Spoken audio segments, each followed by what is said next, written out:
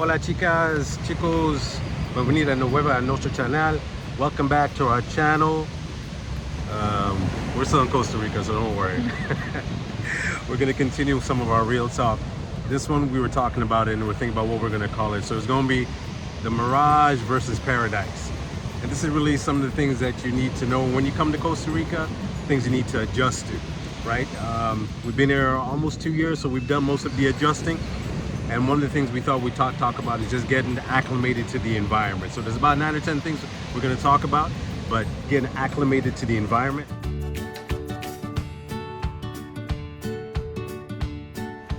It can be really hot. So here, I don't know, 26 to 30, 32, really all across Costa Rica, like, you know, generally speaking. So it's hot, so you gotta get used to heat, especially if you're from North America. If you're like us, Caribbean, you know, from the Caribbean originally, we love this heat. We're used to the heat. Here it gets hot, but it's something we don't mind. Kind of like have 2 seasons, you know, rain or not rain. Over on this side, we're in the Caribbean side. Really beautiful, as you saw some of our earlier videos. And Karen talked about really beautiful and lush. Pacific side is a little bit more cut and dry when it's like either rainy or it's really hot. So dry or just wet. Over here you have more of that Caribbean feel, right? The green, the lushness, more beauty, I think. Over here, like, I mean, even being here, it's been 2 years, and actually when the rain comes, it's welcoming. It's really very refreshing. And when they say rain, it's not treacherous rain. It's like rain for maybe an hour, a couple hours, or even maybe not at all. A sprinkle and that's it. The Caribbean side, climate-wise, it's perfect for us. When it comes to the humidity, like Kels was saying, if you're not really a fan of the heat, I suggest that whatever living arrangements you guys get, make sure you get air conditioner and minimum a fan. Like with us, when we're coming, one of our requirements was to have a fan, and trust me, you need it, especially at night. And you know, getting up in age. As you know, women go through their menopause issues, and sometimes if it's really hot, I spend half the time throwing my clothes off, throwing the pillows around, and so temperature is a big deal. So if you're faint of heart, you got to consider your temperature. Wherever you're moving to, consider temperature, your climate. And it does, it gets really hot. But one thing about Costa Rica, all this thing getting acclimated to the environment, because you're close to your equator, it's like 12 hours day, 12 hours night. It shifts like a little bit, so like 5:15, 5:30 the sun is up, 5:15, 5:30 the sun is down. That's literally every day. It may shift a half hour or so you really got to get acclimated to how things are here. But one thing about Costa Rica that Karen actually taught me before we got is very biodiverse. So even though we talk about heat, if you're looking for, you want to go to the mountains, you want to go, certain areas, you can go places where it's cooler, where the temperature is a bit cooler. And so even though we're here, we're literally right on the beachfront, so we tend to feel the heat a bit. But right here in Manzanillo, there's friends that we have that live just, a couple blocks over, like as they call it, 3rd Street, and there it's cooler because it's more trees, you're more back into the bushes, so you tend to, even within this small little community, you get different biodiversities of temperature anyways. Yeah, so those are one of the things. First thing, get acclimated. So that may take you a minute. Find the place you're looking for, find the temperature that's right. Like I said, different areas, higher elevation, lower elevation in the mountains, what have you. Find the place you're looking for. First thing you got to do is just get acclimated to it, the temperature and everything else that comes with it. So that's point number 1.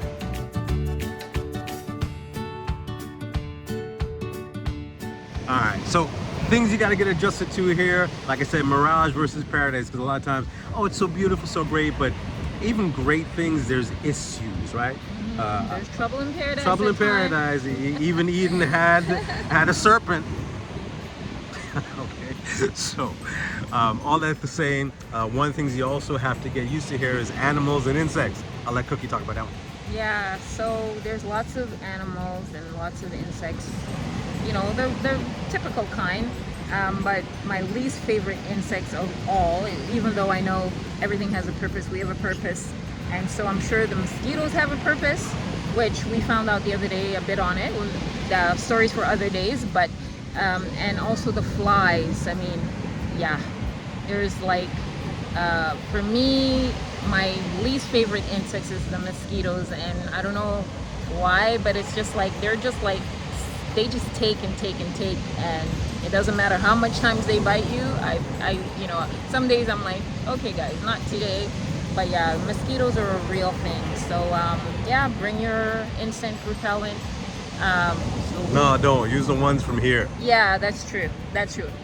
Or just wear long clothes depending on whatever. But yeah, the insects are a real thing. And flies, actually, not that I'm a fan of them, but they keep you in the now moment. They keep you focused in, you know, not worrying about the past, not worrying about the future. So I made my own conclusion. God's created flies to keep you in the present moment. All right, and I'll talk about a couple other things. So, and also the flies, but on the beach they got sand flies, which is probably the worst thing. You can't see them. Usually by 5 o'clock down here, they just start biting the crap out of you. So you don't see them, but they bite. And they leave marks all over the place, sand flies. But then you also got to get used to the fact that you're in Costa Rica. So iguanas, lizards, snakes, you know, all kinds of these different animals that you may not used to seeing in North America. You can see them here. The bush, the jungle is always close at hand, close by. So always be aware of that. You'll see insects you've never seen. I remember having the experience of this. I can't remember if it's called a stick plant. I can't remember what it's called. But anyways, it was just coming out of the leaf. Stick bug. And it was, I was looking at it. It was looking like an alien. It was just getting bigger and bigger. My eyes started opening wide. I started backing up. Then it jumps towards me. So I screamed, ah! No, I'm joking. But I backed up, man, because it's just like, you got to get used to some things to know what's here. And a caterpillar landed on me, ended up breaking out in a rash because these animals react the way they do to navigate in their own environments, right? So there's these different things, different bugs. You're gonna see a lot of them. If you are skirmish with insects or bugs, animals, then take your time. You have to adjust to the new things you're gonna see, like even where we are, tons of crabs. We're by the water, crabs all over the place. They dig holes, find places to go. You just gotta get used to that. So get adjusted to a new place with animals and insects you may not have seen before, all right? That's point number 2. All right, so we're gonna go to point number 3 now, things to adjust to in paradise. You know, like we're saying, the mirage versus the paradise is the pace of life here. You hear a lot of it, it's pura vida, pura vida. It's very Caribbean, man. Things take time. Everybody is not moving at North American pace or speed. And in a minute or soon, could be days, weeks, months. Like, you just gotta chill. Like, when you first get here, you'll be like on that let's get her done thing. The get her done thing is a different meaning over here. It'll get done, but you just have to be patient, right? Pura vida, you know what? I mean, it's all good and good life and all that kind of stuff, but they take their time here. Nobody's rushing, man. Nobody's rushing. Yeah, and with that note, actually, being here in Costa Rica has allowed me to kind of just simmer down and not, as Kel says, get things done, because I do have that personality. I'm an A-type personality. Coming from the OR, you pretty much have to be like, time is money, for lack of a better word. And yeah, so here, Pura Vida is just be chill or you're gonna be stressed. So, but you know, the lessons that are being taught to us through all these different modalities is good. It's like, you know, it's why sweat the small things, and just learning that when you come here, it's not North America. You have to be Pura Vida. Especially even going to the bank. Going to the bank is a whole day thing, and yeah, not to be stressed. You'll get it done, and if it's an emergency, you know, you'll deal with that too. But any kind of things like maintenance of your home, you know, your car break down, you want to have your car, you better decide what other mode of transportation you're going to have, because maybe sometimes you're not going to get back your car for a few months because of parts, timing, things to come in, stuff like that. So those are all things to be aware of. You need patience of steel. Yeah, patience. Slow down when you come here. Yeah. Relax. Slow down. They're not rushing. you stop rushing because it's going to stress you out and make things Yeah, even worse. yeah, All right? yeah. All right. That's this point. Another point coming up.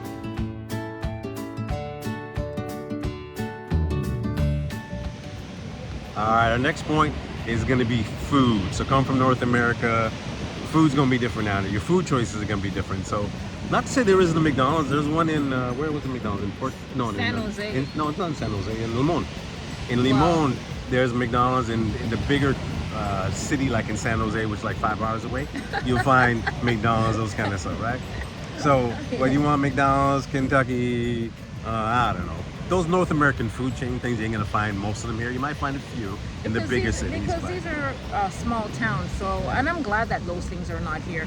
To be honest with you, that's just all things to keep you sick. So I'm glad that those big box companies are not close to these beautiful nature parts of Costa Rica. what you'll have to adjust to though is the food that you will get. So a lot of rice and bean over here. If you're not used to it, if you don't like patacones, which is green plantain, that is something that's a staple in their diet. Like meat and potatoes is kind of like a North American thing. Over here, patacones and rice and bean. Like you're gonna see it on every plate, on every menu. It's something that can wear you out if you're not used to eating or you get tired of eating it. But you got to get used to different things. They don't use necessarily a lot of spices. If you're from the Caribbean, being Jamaica, St. Lucia, Barbados, Trinidad, all them other places, and you're used to, nice spicy food, even different parts of Spain, different other places, we have not a lot of spices. They're pretty simple. Rice and bean is a regular and a staple, right? If you're looking for those other things, you're really gonna have to look for particular restaurants, and they may not cook it necessarily in the way you know it, but you need to adjust to the food. So get ready if you like certain things to do a lot of your own cooking. It's cheaper. Mm-hmm. And if you're doing a lot of your own cookings, bring your spices from back home, like whatever you like. Like, if you like to make tahini, there's not a lot of choice for spices here. And depending on what you're used to, there's not a lot of curries here. It's very basic. So if you like certain things, you're familiar with certain things, and you're able to bring it when you're coming, we suggest that you do. Yeah, we did the same thing. Every time we travel, we bring back a whole bunch of stuff that we realize we can't get here, and we bring it with us. So your food choices and adjusting to food here is one of the things you'll have to get used to, because you may not find all the treats you have from North America.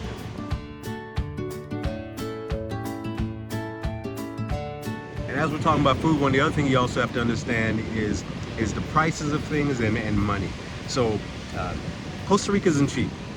I hear it all the time, but Costa Rica isn't cheap. Now, there's things that are cost effective, like you're buying stuff from the farmers, the fresh fruit, things of that nature, from the trucks, as opposed to in the grocery store. Karen always says they're like steroid food, because they're like, the onions are huge. But if you buy them from the farmers, they're the little ones, right? Yeah, so even I can speak on that. So guys, if you're here and you want the real organic vegetables and stuff, it's better to buy from the local farmers that bring their produce on the trucks. The stores or the grocery store, the bigger companies, to be honest with you, their stuff, I can't profess to say, but it kind of reminds me of North America. Everything is overly big, overly grown, and so for me, that says non-organic. So while you're spending, you realize that there's a lot of things that's going to be really expensive. So here, a bag of chips, you'll see, will be like, they'll say 3,500. Well, 3,500, which kind of goes some money. 3,500 is actually like, for Canadians, you double it and add a half. That's what I always say. So 2.5. So that'll be like, so that's like 7. That's like 8. Now that's almost like, that's like $9. Yeah, you can pay $9 for a bag of chips. So you may see 3,500, think, that's cheap. It's not $3.50. It's actually like $9. So know that when you're going, prices, certain things are going to be extremely expensive, because America's 2 for 1 and we're more than America, so we're like 2.5. So just know this with price you're buying things, even in the grocery store as you're going through, you see things, you got to double it. Plus, if you want to think Canadian money, double it if you're thinking in American money, right? And then you got to keep your eye on your dollar. But things are not cheap. You have to navigate it.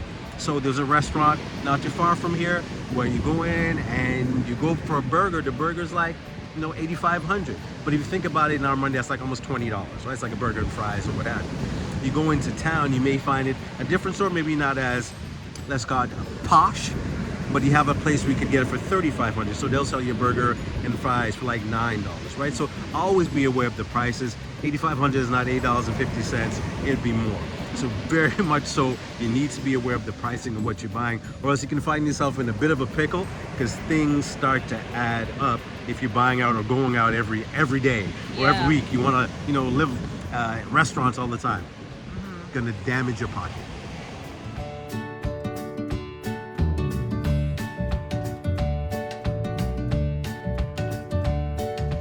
One other thing you always need to navigate, because you're in a country that has another language, is navigating Spanish. People here are really good, man. Like, a lot of them know a little bit, of English at least, and they're very kind. They don't stress you, like, look at you like, why aren't you speaking Spanish, right? You make the attempt, they'll do their best to make an attempt as well, but you will also find people that don't speak very good English, right? And in those cases, you need to work on it. So learn the language, learn the little things. Do like we do in Canada, man. Learn your hellos, goodbyes, mannerisms. How are you? Like, just the pleasantry things I always tell you. Go to another place, learn how to say hello, learn how to say goodbye, learn how to say thank you. Like, learn your basics and inch your way. But you should navigate the language. We're doing, I want to say we're doing our best, but I feel like I'm lying. We're doing really good at the beginning. And then start tailing off because the people are so nice and they make it easy on us. But we do. We've been pushing ourselves late to learn the language, but you should navigate Spanish. But like I said, they're very accommodating. They are very accommodating, but I find that if you just like anything else, the more you're around it, the more you'll pick up. And like for me, I find that I understand it better than I speak.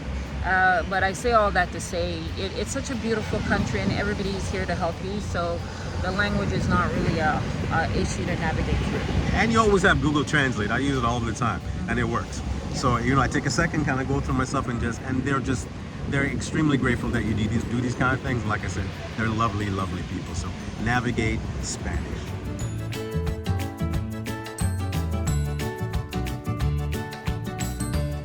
One of the other things you also have to navigate here is power outages, power going in and out. So it's something that can happen at any time. It can happen for long periods of time or short periods of time. So you better get used to that. Karen was actually, she said get a bunch of candles. So we have tons of candles and things to have just in case the power goes out. Because it could be, it could be just the weather, it could be a storm coming in, it could be something going on in the municipality, I don't know. But it does, it happens, I don't want to say all the time, but it happens fairly often. Is that a fair assessment? Yeah, it happens fairly often, but like we said, when we were coming, we prepared. Granted, we never had to use it, like go extreme, but we brought a generator. And I'm not advising everybody to bring one, right. But it depending, like, so if you're gonna be a nomad and you're gonna work from here and all that kind of stuff, and having power is very important, then I suggest that you make accommodations for that. Whether, like I said, bring in a portable generator. I have a small one. We never had to use it since we've been here, but we're prepared for that. And also, sometimes when we don't have power at our home, most of the stores or like the restaurants will tend to have power because I guess they have a backup generator and stuff like that. So yeah, if internet is, you need that to kind of navigate through your life, that's something that you need to consider when coming to Costa Rica. Yeah, very much so. We know a few couples that have that internet issue, but they need it for their businesses. So that's one of the things you really need to look at and what the alternatives are for you. A lot of people have kind of like two lines. One that they, if they're renting a place, they have one, and one that's high powered that they can kind of count on. But in those cases, like Karen said, maybe a generator be something you need in case power goes down. You can still access it. Yeah. They have all kinds of things that are happening now. So be aware of the power outages and also be aware of the water going down. One of our favorite things, Lord have mercy. The water can go out, could be out for days. Recently we had the water out for like a day and a half. And in those times, what we've done, when we bought our water earlier, when we first got it, we kept bottles and we filled them for days like this. So anytime the water's running well, we fill them, and in case the water goes out, we have stuff to, flush our toilets, things of that nature. The water can get, you can boil it. The water can get brown. We haven't, we don't, I don't even know if we drink tap water back at home. We have a filtration system back in Canada, so we drink filtered water. I've had the opportunity to be able to do travel a few places and see different places where, I'm a street meat guy. So I eat food on the street and whatever, but we don't do water over there. I don't do water in other countries. I don't even do water here. We boil our water through, what do you call that? Our Brita. We use that for like coffee and things of that nature, but everything else we drink filtered water. Because some of the times here the water is really, really brown. I wouldn't even chance it. Karen doesn't want to even bathe in it, much less trying to drink it and put it inside your system, right? So those are some of the things that maybe if I was living here and my whole life and I've already adapted to bacteria and everything like you do in every country you live in place, maybe I'd do it. But as I come here, I don't tackle drinking water, man. It's just not one of those things I want to try and navigate. Yeah, but as we just mentioned about filter systems, so that's something to consider if you're coming here long term, not just on vacation. You can buy like Brita filter jug to filter your water, and that works. And they even have them here too. It's just that they're a little bit expensive, but they do the same thing. Like some of the cabanas that I know, they have those filtration system that you can have, and also just like same thing. If you don't want to buy bottled water all the time, but you want to filter your water, I think they have some bottle what do you call those things? Thermos. What do you put your water in again? I don't remember the name of it. A water bottle. Yeah, a water bottle, but but it has the filter in it. Like you know what I mean? There's something like that. Filtered like, water bottles. Yeah, you can bring something like that. That'd be awesome. That will make a difference for you. Yeah.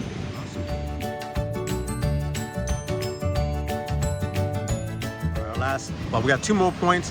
One of them being quality of items that you buy here. So be on guard, kind of like we were telling you with spices and stuff. If you need a lot of items, if you can bring them in, bring them here. The quality of items here isn't always the best. You better get enough products from North America and bring them in. We find here they get subpar level stuff, man. It just seems to break down really quickly. So I would suggest if you need anything, bring it with you. Bring it from home. A lot of times when you travel, you can just pack it in your suitcase or bring it. I know there's large items you may need to ship, but if you can avoid having to ship things, you can just bring it with you. I'd say bring those items with you, definitely. There's quality here, especially if you live near the ocean like we do, near the water. Because of the salt water and the sea air, it breaks things down. You'll be going through things. One of the restaurant owners says he goes through things every couple of years, so he's replacing his large items and appliances and things of that nature. So anything that you're gonna buy, whatever it is it may be for your home, for your vehicle, for whatever, if you can get them from abroad, bring them from abroad, as opposed to necessarily buying here unless you absolutely have to. Yeah, and just when it comes to budgeting, because I know like even with us, we're on a fixed income, so as Kels is saying, based on that kind of thing, to have a contingency thing for stuff like that. So a contingency plan. So if you have X amount for food, X amount for rent, then you should have X amount for just in case. And that's wisdom anyways. No matter where you live, you should always have a contingency fund. Yeah, that's all right. Yeah.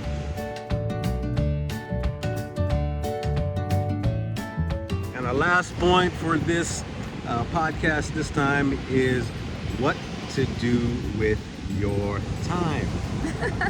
Let Cookie speak on that one. What to do with your time? Well, first of all, no matter where you live, you should always be intentional with your time, because if you're not intentional, time can just slip away really fast. Or sometimes, boredom can kick in. Because then if back in North America, especially before retirement, you used to work, if you have children, you were running around doing activities with the kids, if you're part of a community, church, women's group, men's group, you had all that to do. But then in retirement, you have to kind of just have an intention, like every day, what's your daily routine? What does that look like for you? And so that you don't end up, boredom don't end up derailing your beautiful chance of, just enjoying paradise and falling in the trap of why did I come here and end up leaving, because I think that's what it is. I think people's expectations coming to Costa Rica does not always translate, because when they're coming from an experience that they were on vacation and everything is woo and everything seems perfect. But now living here, how to navigate living here, you have to sort of like, just kind of just get involved in the culture, and also just intentionally plan your day, whatever that looks like. Yeah, so this is really to the retirees, because we're not talking to vacation golf course. So people like us, and so if you've seen one of our earlier videos, we talked about hobbies and things that you do to keep yourself busy and things doing. That's us, man. You need to find a hobby. You need to find things to get involved with. There's volunteer places. You can volunteer at the wildlife reserve. You can, as Karen said, you can get involved with the churches in the community. You can get involved with the community. Yeah. Find things to do that while you're here. You know, if you're here long enough, eventually, you've been here a few years, you have your residency. Yeah, you could even look about getting work if you want to do that as a retiree, right? You just don't have to be stagnant. So it isn't come here, sit on my turf and do nothing for the rest of my life. It sounds good on paper, really it does, I ain't lying. But the reality of it is, once you get there and you settle in, no, you're gonna need something to do. You're gonna want something to do. So you need to find things to keep your hands busy, and there's a lot of different things that are beneficial to you that you can find yourself to get involved with, that you can still do. So please make use of your time.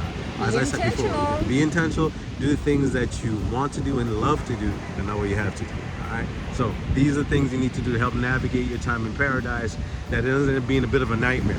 As Karen was just saying, it looked really good, and you're like, oh, then people start complaining, right? You complain, you want to go to this place, yeah, that's what I want, and then they get there, and 6 months in, they're complaining. They're complaining about the same things that they wanted to come to. So. Yeah, it's all about the expectations, because like I said, expectations is a big deal. It's like, if you expect, just like we're giving you guys advice, you're like, if you come here and all these things are happening, you can say, well, I did know that. So with that, you learn to adjust, your thought process, you learn to adjust your response. But when you don't have an expectation, then it could just go AWOL. So coming to Costa Rica, especially on the Caribbean side, it's a Pura Vida. And also, it has a bit of a Caribbean influence, so it's a lot of Irie man. So things are kind of different. And so, you just have to learn that things are not going to be like in North America, and when you get a hiccup or you get a roadblock, you just navigate through it. And I think when you have that mindset, then coming to paradise will truly be paradise. All right, so that's our list. Thanks for hanging out with us. We knew this one was long. I'll probably have to do it in 2 parts, because I'm looking how long the recorded parts are. And we never want to take up too much of your time, because your time is valuable. But we may need to put it as one. And if that's the case, thank you for bearing with us and hanging out for the 12 minutes or whatever it was. We just wanted you to know these things, so we think it's really important. But always remember, there's no time like this time. Because this time is the right time. Deuces. Wow.